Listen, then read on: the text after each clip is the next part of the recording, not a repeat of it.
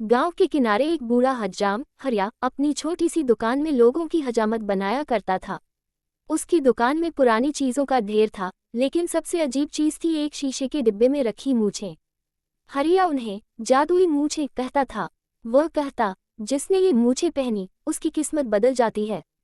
लेकिन ध्यान रहे, इनसे मजाक मत करना।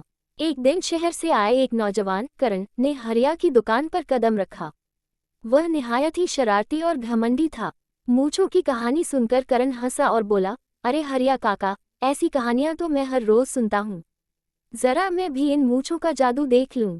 हरिया ने उसे बहुत समझाया, लेकिन करण नहीं माना। आखिरकार करण ने वह मूंछें पहन ली।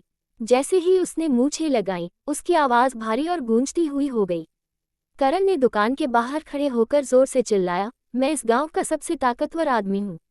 तभी एक अजीब घटना घटी। आसमान में बादल गरजने लगे, हवा तेज हो गई और करण के हाथ अपने आप हवा में उठ गए। लोग ये देखकर डर गए। करण को लगा कि उसे सचमुच शक्ति मिल गई है।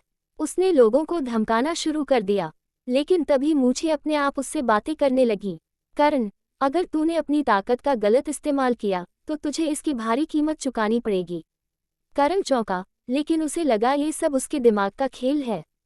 अगले दिन उसने गांव के साहूकार के घर से पैसे चुराने की कोशिश की, लेकिन जैसे ही वह तिजोरी खोलने लगा, मूछें अचानक तड़पने लगी और करण का चेहरा अजीब तरीके से मरोड़ खा गया।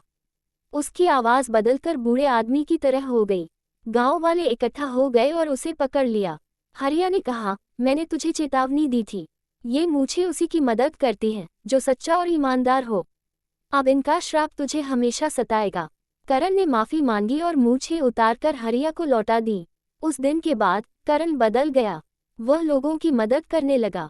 हरिया की दुकान में जादुई मूछें फिर से रख दी गईं और गांव वाले उनकी कहानियों से आनंद लेते रहे।